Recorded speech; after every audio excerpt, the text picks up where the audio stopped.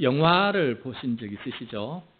영화를 보러 갈 때 영화의 결말을 어떻게 되는지 미리 본 사람들을 통해서 그것을 듣고 가는 사람도 있고, 그거 들으면은 재미가 없다고 그래서 영화의 결말을 듣지 않고 영화를 보러 가는 사람이 있습니다. 저는 그 영화의 결말을 듣지 않고 가는 편입니다. 왜냐하면은 미리 알아버리면은 이 호기심과 또 이 긴장감이 사라지기 때문에 그것을 유지하기 위해서 저는 결말을 듣지 않고 가는 편입니다. 그런데 영화의 결말을 알고 영화를 보는 사람하고 영화의 결말을 모르고 영화를 보는 사람의 특징이 있더라라는 것입니다. 어떤 특징이냐면은 영화가 어떻게 되는지 끝나는지 아는 사람은 주인공에게 어떤 어려운 위험한 일이 벌어져도 마음속에 안심이 있어요. 왜냐하면은 이 영화의 결말은 그 주인공이 사는 것이고 행복하게 사는 것이 결말이기 때문에 지금 어려운 일이 생기고 위험한 순간 생겨도 마음 한구석에는 안 죽어, 편하고 괜찮아, 행복한 결말이야 하는 마음에 안심하고 또 그런 희망 가운데 그 영화를 보게 되는 이점이 있어요. 그런데 영화의 결말을 모르는 사람은 초조합니다. 이 영화가 해피엔딩이 될 것인지 새드 엔딩이 될 것인지, 다시 말해서 행복한 결말이 될 것인지 불행한 결말이 될 것인지 모르기 때문에 긴장감과 초조함 가운데 그 영화를 보게 된다라는 것입니다. 여러분, 우리의 실제 삶도 이와 마찬가지가 아닐까 하는 생각을 해보게 되었습니다. 우리가 자신의 인생의 결말을 알면은, 자신의 인생이 어떻게 끝나는지를 알면은 그 삶 속에서 내가 어떤 모습으로 살아갈 것인가, 결말을 아는 사람은 안심과 소망과 희망 가운데 살아갈 것입니다. 그러나 내 결말이 어떻게 될지 모르는 사람은 긴장과 초조와 불안과 염려와 근심 속에 살아갈 것이다 라는 것입니다. 철학자 칼 야스퍼스라고 하는 좀 낯선 사람이 있는데 그분이 시를 지었는데 이런 시를 지었어요. 우리 화면을 보시면은 제가 읽어드리겠습니다.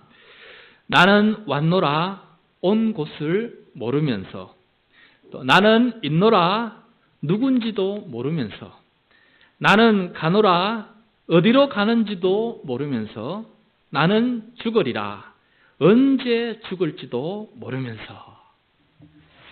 야스퍼스는 사람은 온통 모르면서 살고 있고 그러다 얼떨결에 죽는 그런 존재다라는 것을 이렇게 시로 표현한 것을 보게 됩니다.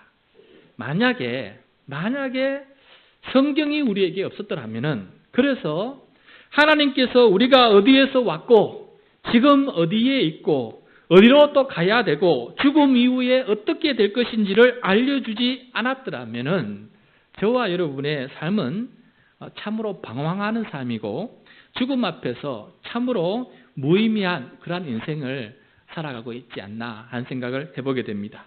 사랑하는 성도 여러분, 하나님을 믿고 또 하나님을 내 삶의 주인으로 모시고 순종하며 따라가는 우리의 이 믿음의 여정의 그 끝은, 그 결말은, 그 마지막은 어떻게 될 것이라고 알고 있습니까?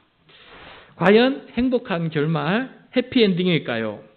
그래서 우리는 안심하며 소망 가운데 희망을 품고 이 행복한 결말을 기대하면서 오늘 우리는 살아갈 수 있을까라는 것입니다. 성경의 마지막 책은 요한계시록입니다. 요한계시록의 마지막 두 장이 21장과 22장입니다. 그런데 이 두 장에 이 세상의 마지막에 대해서 우리들에게 보여주고 있는데 오늘 우리가 읽은 본문은 그 첫 부분이다라는 것입니다. 그래서 오늘 말씀을 통해서 우리 인생의 결말이 어떻게 되는지를 미리 알고 오늘을 참으로 의미 있게 살아가고 또한 소망 가운데 살아가는 우리들의 모습이 되시기를 축복합니다. 자, 먼저 1절, 2절 말씀 같이 읽겠습니다. 1절과 2절 시작.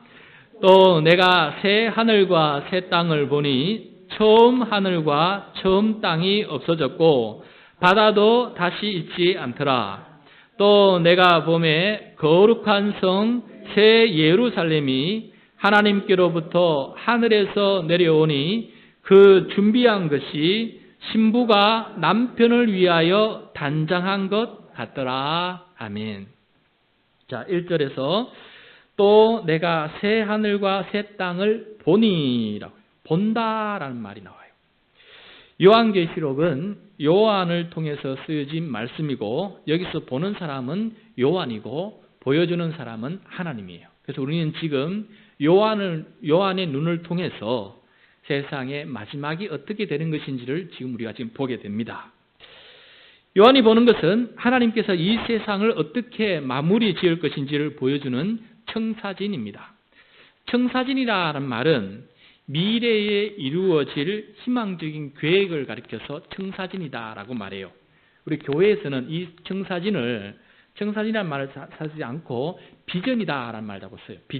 비전이라는 것은 아직은 이루어지지 않았지만은 미래에 이루어질 확실한 계획을 가리켜서 비전이다 그래요. 그러니까 지금 요한이 보는 것은 하나님의 비전이라는 거예요. 세상 마지막 날 내가 하나님께서 어떻게 이 세상을 마무리 지을 것인지를 보여주는 그 하나님의 비전을 우리에게 보여주고 있는 것입니다. 그래서 내 마음속에 이 하나님의 비전을 보고 이 비전을 품고 살아가는 사람이 되어야 되지 않겠습니까? 우리가 버스를 타더라도 이 버스가 어디 가는지 알고 타야 그 버스를 타도 안심이 되는데 이 버스가 어디를 가는지도 모르고 그 버스를 타면은 이거 참 황당한 일 아니겠습니까? 그래서 오늘 이 시간 우리의 종착역인 하나님의 마지막 비전이 무엇인지를 볼 수 있는 우리 모두가 되었으면 좋겠습니다.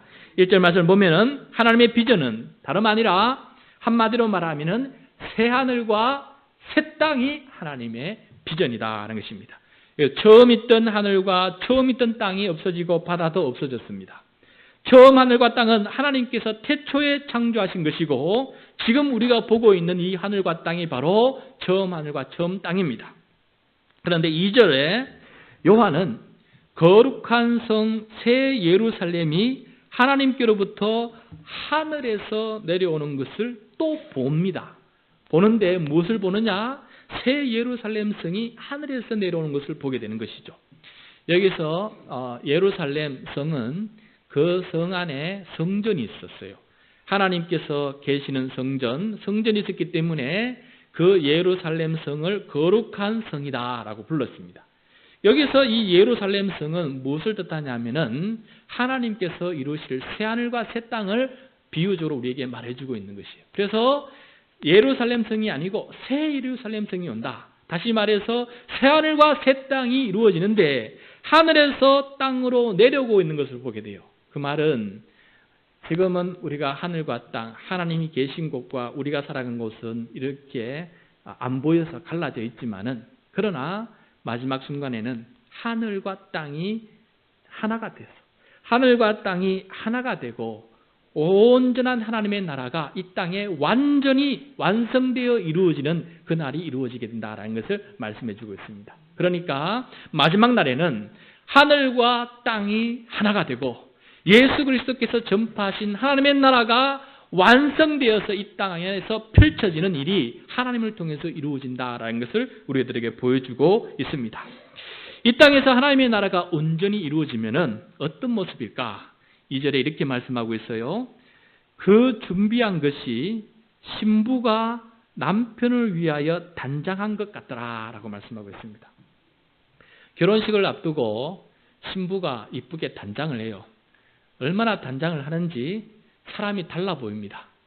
지금도 저는 결혼식 때 찍은 사진 보면은 이 아내의 모습을 보면은 제 자신도 마찬가지지만은 전혀 딴 사람처럼 보입니다. 그만큼 우리가 단장을 하면은 완전히 새롭고 또 아름답고 이쁜 모습으로 바뀌게 되는 것이죠. 그것처럼 새 하늘과 새 땅은 어떤 모습이냐? 하나님 보시기에 심히 너무나 좋아서 심히 좋은 모습으로 하나님께서 새 땅을 만드신다라는 것을 우리에게 보여주고 있습니다. 그리고 난 다음에 하나님께서는 요한에게 계속해서 보여주십니다. 비전을 보여주시는데 3절 말씀 같이 읽겠습니다. 시작. 내가 들으니 보좌에서 큰 음성이 나서 이르되 보라 하나님의 장막이 사람들과 함께 있음에 하나님이 그들과 함께 계시리니 그들은 하나님의 백성이 되고 하나님은 친히 그들과 함께 계셔서.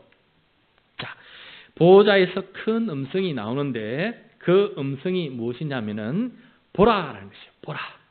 그래서 하나님이 비전을 보라라는 것이에요. 또 한 번 우리들에게 보여줍니다. 무엇을 보여줍니까? 하나님의 장막이 사람들과 함께 있다. 하나님의 보좌가 이 땅에 내려와서 사람들과 함께 있는 것을 보여주고 있습니다. 그러니까 그때에는 우리 눈에 지금은 보이지 아니하지만 그때는 하나님을 보게 되고 하나님께서 친히 모든 백성 가운데서 그 백성을 직접 다스리는 모습을 우리가 보게 될 것이다 라는 것을 얘기해 주고 있습니다. 그리고 그때 하나님은 우리 각자에게 놀라운 사랑의 돌봄을 베풀어 주시는데 어떻게 우리를 돌보아 주시는지 4절 말씀을 통해서 같이 보겠습니다. 시작. 모든 눈물을 그 눈에서 닦아 주시니 다시는 사망이 없고 애통하는 것이나 곡하는 것이나 아픈 것이 다시 있지 아니하리니 처음 것들이 다 지나갔음이로라. 여러분, 죄의 삭은 무엇입니까? 죄의 대가는 무엇입니까? 사망입니다. 인간이 이 죄 때문에 사람들은 고통의 세월을 보내고 결국은 죽음을 맞이할 수밖에 없는 것이 바로 우리 인간의 운명입니다.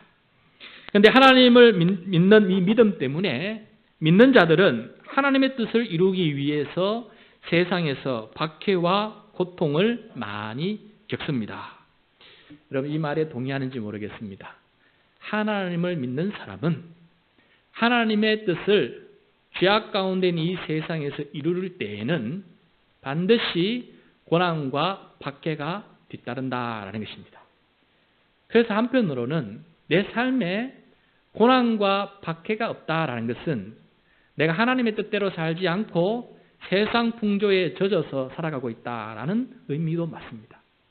내가 진정으로 이 세상, 악한 세상 속에서 악한 죄인으로서 내가 하나님의 뜻 가운데 살려고 한다면은 반드시 우리에게는 무엇이 다가오느냐 하면은 박해와 고난이 다가오게 되어 있습니다. 그것이 바로 예수님께서 보여준 삶이에요. 그래서 만약에 이 세상에서 행복하게 살고 이 세상에서 누릴 거 다 누리고 산다면은 하나님 앞에 갈 때에는 닦아줄 눈물이 없을 거라 생각이 듭니다. 닦아줄 눈물이 없어요. 이 세상에 주님 때문에 그 말씀 때문에 헌신하고 그 말씀 때문에 내 인생을 걸고 그 말씀 때문에 내 삶을 내려놓고 하나님의 뜻을 이루기 위해서 그렇게 살아간 사람에게는 고통과 박해의 삶이 뒤따른다라는 것이 예수님께서 우리에게 말씀해 준 천국 윤리예요. 하나님 나라 윤리라는 것입니다. 그래서 그렇게 살아간 사람들에게 하나님께서는 친히 그 눈의 눈물을 직접 닦아주고 계신다라는 것입니다. 이것이 바로 하나님께서 믿는 자들에게 베풀어 주시는 놀라운 은혜예요. 이보다 더 큰 위로와 또 더 기쁨, 이보다 더 큰 보람이 또 어디 있겠습니까? 그리고 사망도 없고 애통하는 것도 없고 곡하는 것도 없고 아픈 것도 없는 그런 세상에서 살아가게 될 것이다 라는 것입니다. 이것이 바로 하나님께서 꿈꾸는 세상이에요. 하나님께서 이런 세상을 만들고 싶은 거예요. 그런데 처음에 만든 세상이 인간의 죄악 때문에 모든 것이 무너지고 구부러지고 이게 엎어졌어요. 그래서 다시금 하나님께서 그 꿈꾸었던 것을 이루시는 것을 보게 됩니다. 그때에는 우리가 이 죄와 죽음과 사탄이 사라지고 하나님이 친히 다스리시는 그런 멋진 세상을 경험하게 될 것입니다. 그런 다음에 하나님께서는 계속해서 우리에게 또 비전을 보여주십니다. 5절 6절 말씀 같이 읽겠습니다. 시작. 보좌에 앉으신 이가 이르시되 보라 내가 만물을 새롭게 하노라 하시고 또 이르시되 이 말은 신실하고 참되니 기록하라 하시고 또 내게 말씀하시되 이루었도다 나는 알파와 오메가요 처음과 마지막이라 내가 생명수 샘물을 목마른 자에게 값없이 주리라. 아멘. 자, 그때는 하나님께서 만물을 새롭게 하신다. 만물을 새롭게 하신다라고 되어 있어요. 다른 것은 접어두고 우리 인간만 한번 생각해 봅시다. 그때는 눈이 보이지 않는 사람이 눈을 환하게 보게 될 것이에요. 김순자 성도님, 하나님의 나라에서는 환하게 볼 수 있도록 하나님께서 만물을 새롭게 해주실 거예요. 그리고 듣지 못한 사람, 청력이 약한 사람에게는 하나님의 그 자리에서는 만물을 새롭게 함으로 하나님의 음성을 똑똑히 듣게끔 만들어 주실 것입니다.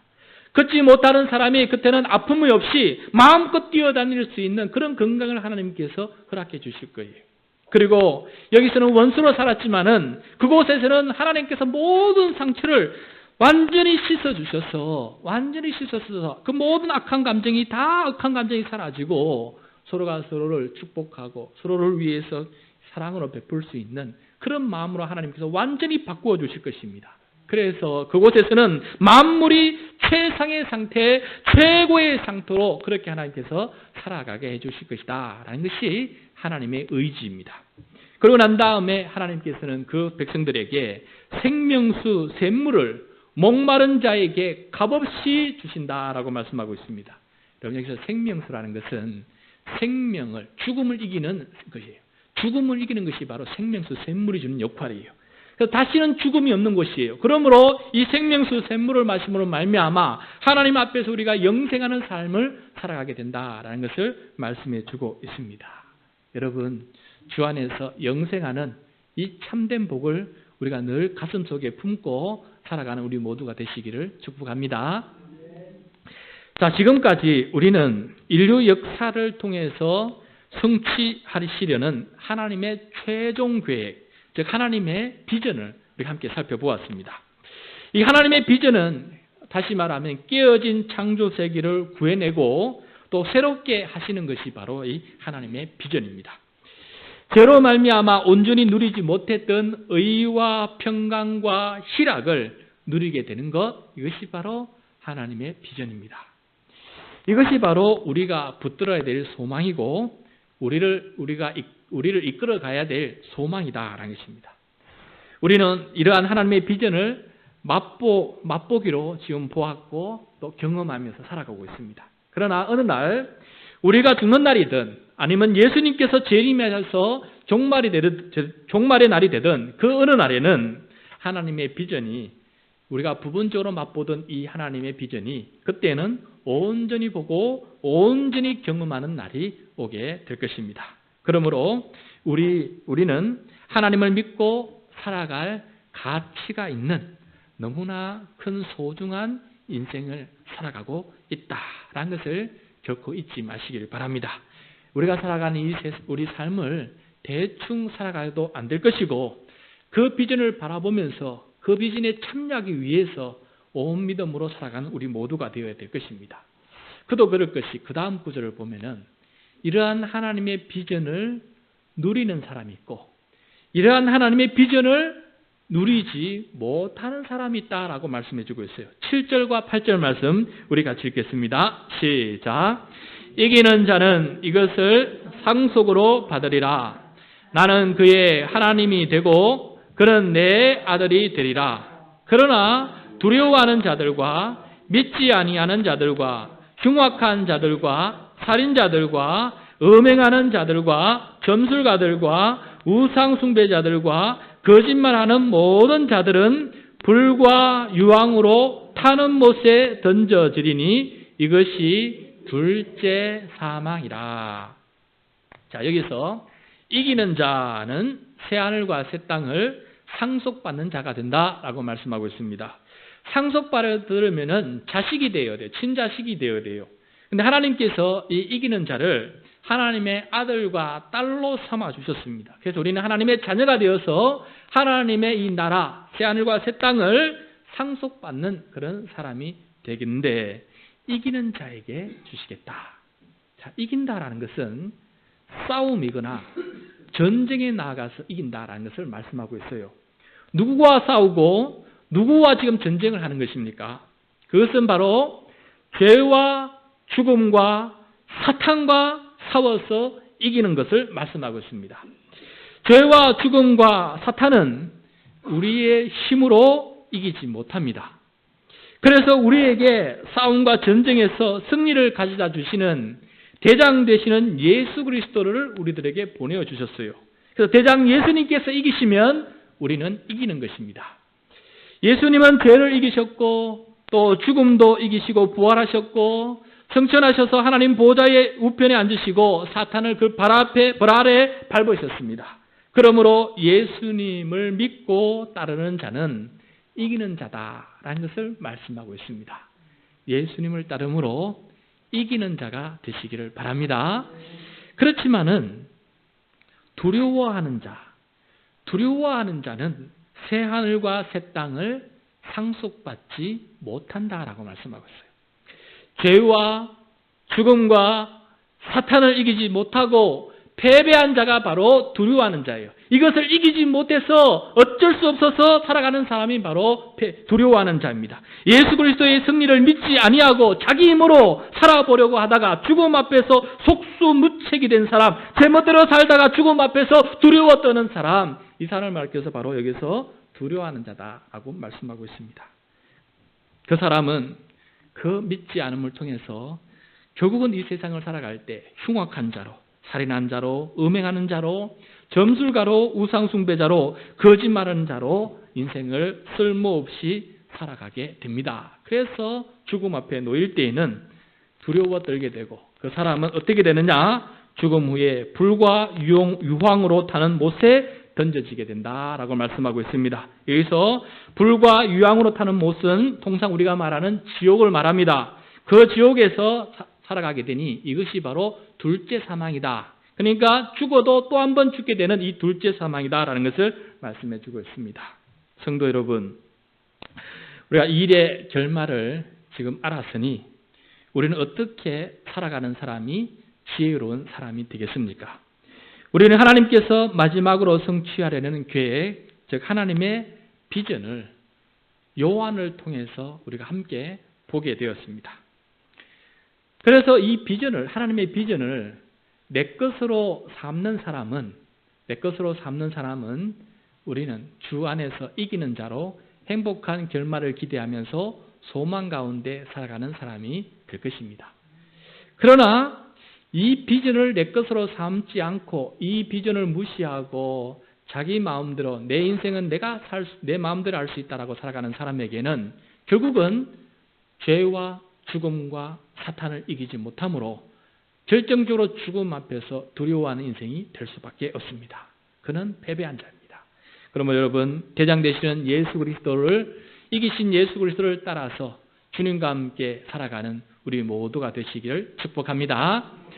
그리고 오늘부터 10주간의 1:1 양육의 믿음의 여정을 하게 됩니다. 여러분, 인생의 결말이 어떻게 되는 것을 아셨으니까, 그 결말을 아셨으니까 앞으로 10주 과정을 통해서 그렇다면은 이 오늘날 우리 주어진 이 삶을 어떻게 살아가야 될 것인가를 하나하나 잘 배우고 주님의 뜻을 발견할 수 있는 우리 모두가 되시기를 축복합니다.